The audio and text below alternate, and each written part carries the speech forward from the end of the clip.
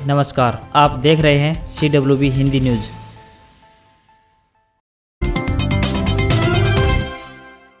महेंद्रगढ़ जिले के गांव दुबलाना के उदय यादव की बेटी सोनम यादव का यूपीएससी जियो साइंटिस्ट 2020 में चयन हुआ है, जिससे पूरे देश की कुल 40 ही वैकेंसी थी। गांव के सूबेदार मेजर राजेंद्र सिंह दुबलाना ने बताया कि जब रिजल्ट आया तो परिवार की खुशी का ठिकाना नहीं रहा, क्योंकि सोनम का यूपीएससी जियो साइंटिस्ट में चयन होने से गाँव व जिला का नाम रोशन करना है। सोनम ने 12वीं परीक्षा 93.4% नंबर लेकर पास की है। उसके बाद BSc chemistry honours Delhi university मैत्री कॉलेज से पूरी की है। वहीं एमएससी भी हिंदू कॉलेज दिल्ली यूनिवर्सिटी से पास की है। सोनम ने नेट जेआरएफ AIR 54 रैंक तथा गेट भी AIR 61 रैंक के साथ क्वालिफाई किया हुआ है। सोनम की इस उपलब्धि पर लोगों ने बधाई दी है।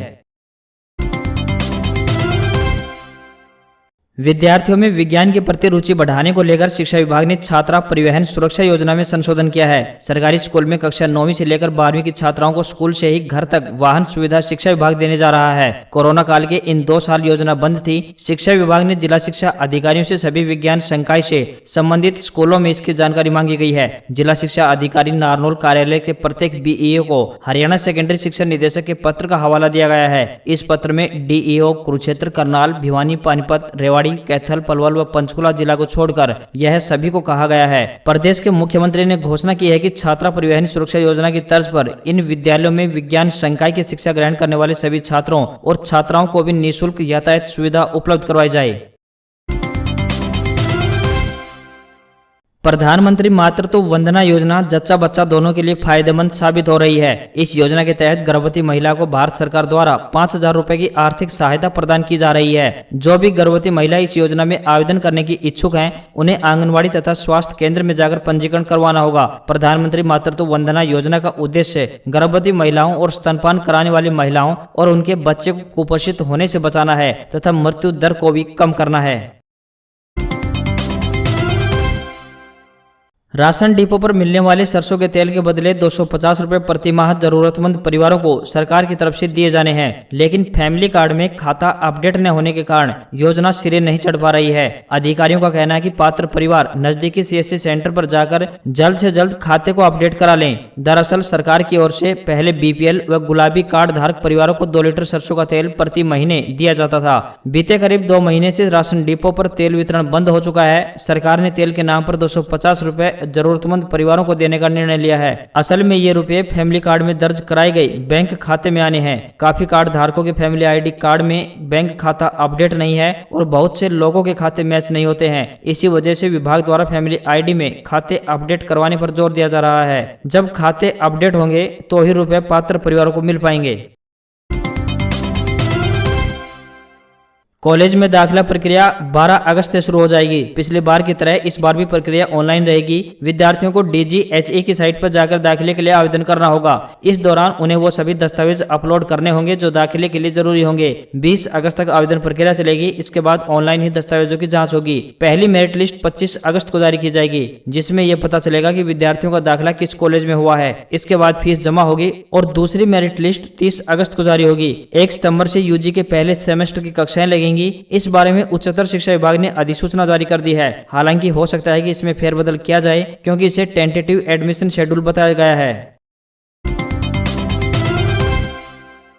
बच्चों को क्षय रोग से बचाने के लिए BCG यानी बेसिल कैलमेट ग्यूरिन का टीका लगाया जाता है, मगर पशुओं में पिछले कुछ वर्षों में TB के मामले बढ़े हैं। ऐसे संक्रमित पशुओं की दूध पीने से लोग भी TB का शिकार हो सकते हैं। TB से ग्रसित पशुओं का डायग्नोज काफी कम होता है। इस कारण अभी तक TB की रोकथाम के लिए टीका भी नहीं है। TB खासकर गाय और भैंस को अपना शिकार बना रही है। हरियाणा में कई बार देखा गया है कि लोग कच्चा दूध ही पीते हैं। अगर उन्हें TB होता है तो संभावित है कि उन्हें पशु से यह बीमारी लगी हो, इसलिए बिना उबाले दूध को बिल्कुल भी न पिएं।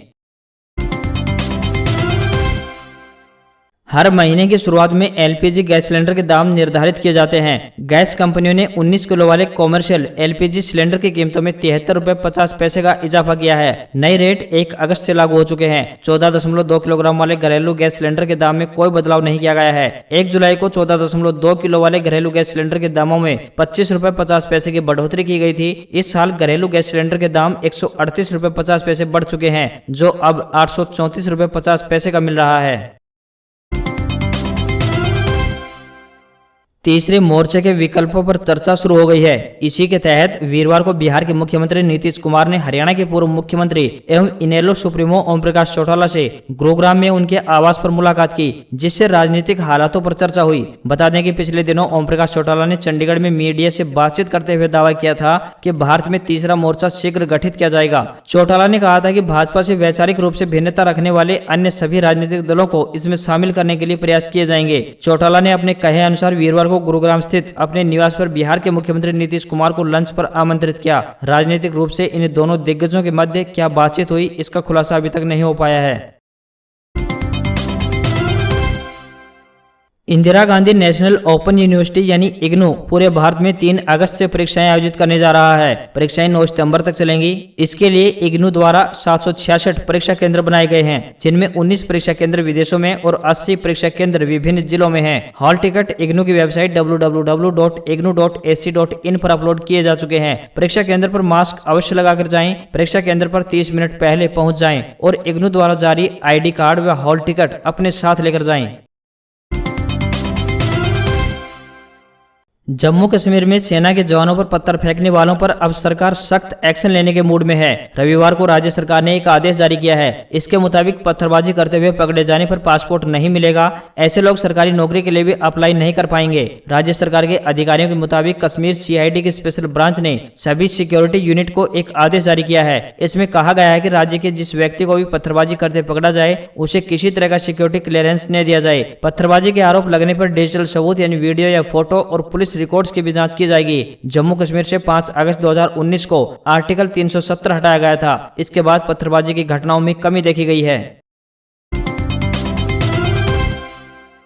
दिल्ली, हिमाचल प्रदेश और पंजाब सहित कई राज्यों में मौसम की मार जारी है। IMD ने राजस्थान और मध्य प्रदेश में बारिश का रेड अलर्ट जारी किया है। बारिश के कहर से पहाड़ी राज्यों में हालात ज्यादा खराब हैं। हिमाचल प्रदेश में अब तक 326 लोगों को रेस्क्यू किया जा चुका है। राज्य में बारिश से अब तक 632 करोड़ रुपए का नुकसान हो चुका है। यमुना नदी का जलस्तर खतरे के निशान यानी 205.33 मीटर के बेहद करीब पहुंच गया है। साथ ही आपको बताते चलें कि राजस्थान के जोधपुर और उदयपुर संभाग को छोड़कर बाकी 5 संभागों में जोरदार बारिश जारी है। उत्तर प्रदेश के 26 जिलों में भारी बारिश के आसार हैं। यहां रेड अलर्ट जारी किया गया है। प्रदेश के बांदा, चित्रकूट, प्रयागराज, कौशाम्बी, चंदौली, महोबा, हमीरपुर, झांसी, ललितपुर, कानपुर नगर, कानपुर देहात, जालौन, आगरा, औरैया, लखनऊ, बाराबंकी, लखीमपुर खीरी, बहराइच, गोरखपुर, महाराजगंज, प्रयागराज, फतेहपुर, अमेठी, रायबरेली, सीतापुर और सोनभद्र जिलों में बारिश की संभावना जताई गई है।